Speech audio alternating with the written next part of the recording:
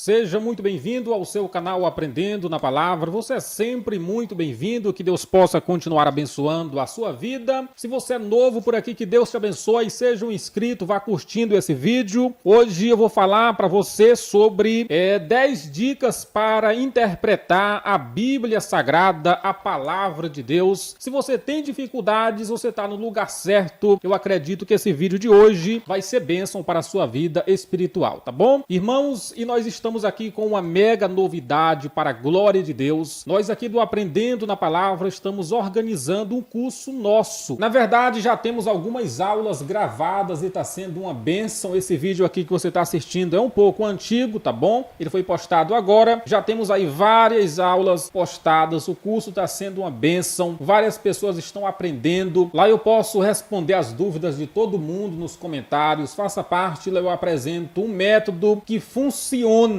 tá certo? Não é complicado não, você vai ver que é possível sim compreender de fato o que a Bíblia diz. Você não vai andar pela cabeça do povo, você mesmo vai pegar a palavra, vai ler um texto e vai entender direitinho o que a palavra está dizendo, tá bom? É só clicar aqui na descrição e aguardar, porque tá saindo 2 aulas por semana, mas já tem aí algumas aulas para vocês ir assistindo lá, tá bom? Nós aqui do canal estamos organizando e eu estou muito grato a Deus por nos permitir estar elaborando aqui esse curso que eu tenho certeza que vai ajudar muita gente. Muitos irmãos têm dificuldade, né? E eu entendo, irmãos, que é necessário você ler a palavra, entender o que ela quer dizer de fato, porque a partir disso a vida do homem muda, não é? Quando ele entende de fato a palavra de Deus. Vamos para o vídeo 10 dicas para interpretar a Bíblia. E a primeira dica que eu tenho para te dar é: peça a iluminação do Espírito Santo. Irmãos, é indispensável no estudo da palavra de Deus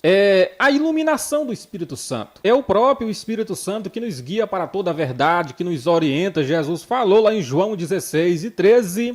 Jesus disse que quando o Espírito Santo viesse, ele nos guiaria em toda a verdade. Então, tem a participação indispensável do Espírito Santo de Deus no estudo das Escrituras, tá bom? Essa é a nossa primeira dica. Peça iluminação ao Espírito Santo. A oração é indispensável, né? Ou que você venha estar lendo, estudando ou meditando, que são 3 coisas diferentes. Lá no nosso curso vai ter aulas que vamos abordar essa questão aqui. É indispensável a oração. Veja o que está escrito no Salmo 119, verso 18. Desvenda os meus olhos para que veja as maravilhas da tua lei. Aqui o salmista está orando, não é? Falando com Deus e dizendo: Senhor, desvenda os meus olhos para que eu contemple, para que eu veja as maravilhas da tua palavra. Para ver de fato as maravilhas da palavra, precisa Deus desvendar os olhos e nos ajudar. Então essa participação de Deus mesmo aqui é indispensável, tá bom? Segunda dica, são dicas fáceis que eu uso no dia a dia para estudar a palavra de Deus. São básicas, mas vão te ajudar, tá certo? Lá no nosso curso nós vamos de uma forma mais com calma, tá estudando direitinho aqui pontos que te ajudarão a entender de fato o que a Escritura Sagrada quer falar, tá bom? Segunda dica: cale onde a Bíblia se cala. Tem gente que não gosta disso, né? Tem pessoas que querem descobrir o que a Bíblia não fala. Quem serão as 2 testemunhas do Apocalipse? Aí a pessoa fica fazendo especulação. Eu acho que é Enoque, eu acho que é Elias, porque eles não morreram, né? Lá no Antigo Testamento subiram vivo para o céu, ou seja, então vai ser eles vão retornar e vão aqui ser as testemunhas do Apocalipse, vão morrer, porque todo homem que nasce precisa morrer. Ou seja, muitas pessoas fazem esse levantamento e batem um martelo. Eu acho muito perigoso a gente falar o que a Bíblia não fala, né? Se a palavra se cala, deixa desse jeito, tá bom? O que pertence a nós é só o que está revelado. Deuteronômio 29:29. As coisas encobertas é para o Senhor, mas as que são reveladas é para nós e nossos filhos. Glória a Deus. E é muito sério essa questão. Veja o que a palavra fala em Apocalipse 22, do versículo 18 e 19, sobre essa questão. Veja como Deus trata com seriedade esse negócio de aumentar ou diminuir, de falar o que a Bíblia não fala, não é? E de ocultar o que a Bíblia também apresenta. Porque eu testifico a todo aquele que ouvir as palavras da profecia deste livro, que se alguém lhe acrescentar alguma coisa, Deus fará vir sobre ele as pragas que estão escritas neste livro,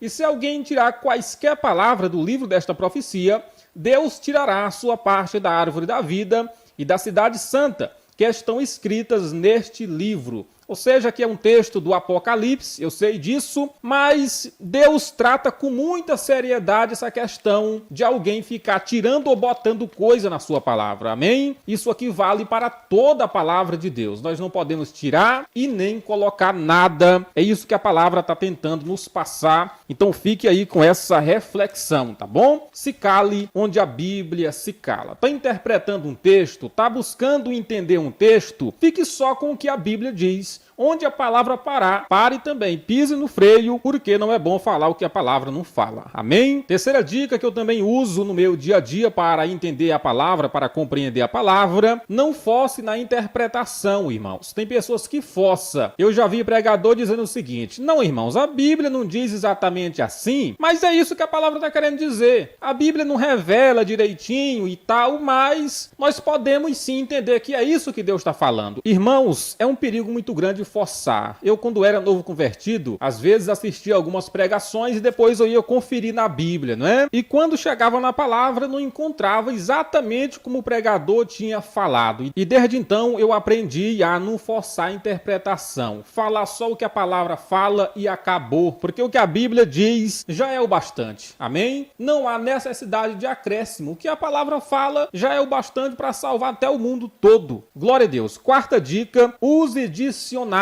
Missionário, qual é o dicionário bíblico que você recomenda? Só lembrando que o dicionário de língua portuguesa é indispensável também, porque tem palavras que às vezes a gente não entende direitinho o sentido da palavra, da colocação, não é? Ou seja, mais um dicionário bíblico mesmo, o que eu te recomendo é o dicionário bíblico Wycliffe. Você pode ler aqui na descrição, que vou deixar direitinho aí para você estar procurando esse dicionário, e eu acredito que você pode encontrar aí facilmente na internet e tá comprando, tá bom? É um dicionário que é uma bênção. Esse eu recomendo, conheço, é muito bom e eu acredito que se você já usa um aí nos seus estudos bíblicos, você pode também dizer que é bom porque é mesmo. Quinta dica: use versões diferentes. Irmãos, sempre quando eu vou estudar um texto sagrado, estudar mesmo, não só ler e nem meditar, mas estudar, eu uso 3 versões diferentes. Você pode usar mais, quanto mais melhor, mas eu uso 3 e essas versões me dão de fato ali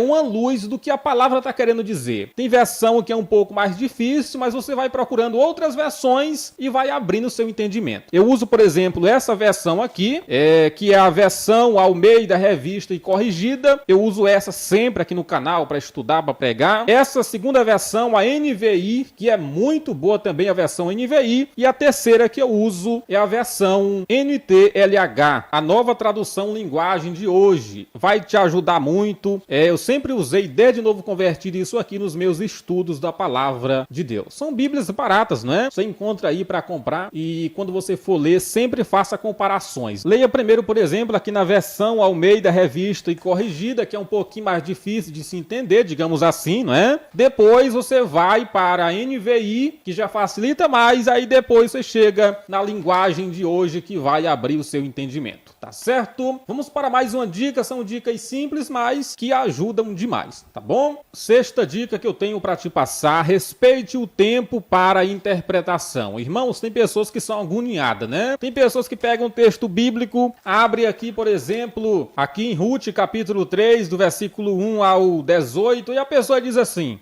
tá vendo como eu não sei? Tá vendo como eu não entendo mesmo? Aí fecha a Bíblia, taca os pés na palavra e simplesmente diz: não, eu sou rudo demais, eu sou burro, não entendo direito. Meu irmão, não é assim. Cada texto bíblico pede um tempo para interpretação. Tem texto bíblico que, para você entender de fato o que está dizendo ali, você precisa gastar semanas e semanas, irmãos, para você poder entender direitinho o que a palavra está querendo passar, o que Deus está querendo dizer de fato através daquele texto. Ou seja, cada texto pede um tempo diferente, onde você vai estar orando, pedindo a graça de Deus, onde você vai estar até mesmo jejuando, lendo e relendo, indo atrás de comentário, pesquisando para poder entender, tá bom? Então estudo é diferente de leitura e é diferente de meditação também. Glória a Deus. Vamos para mais uma dica para interpretar a Bíblia, dicas referentes à interpretação. Vamos para a 7ª dica: tenha ideia do tempo e para quem foi escrito o texto sagrado. Se você lê o Antigo Testamento, de vez em quando quando você vai encontrar alguma passagem bíblica que você vai dizer assim, rapaz, mas o que é que isso aqui quer dizer mesmo? O que que essa palavra quer dizer? Porque você tem que entender que essa palavra foi apresentada, foi escrita em um tempo diferente, em culturas diferentes. Deus estava falando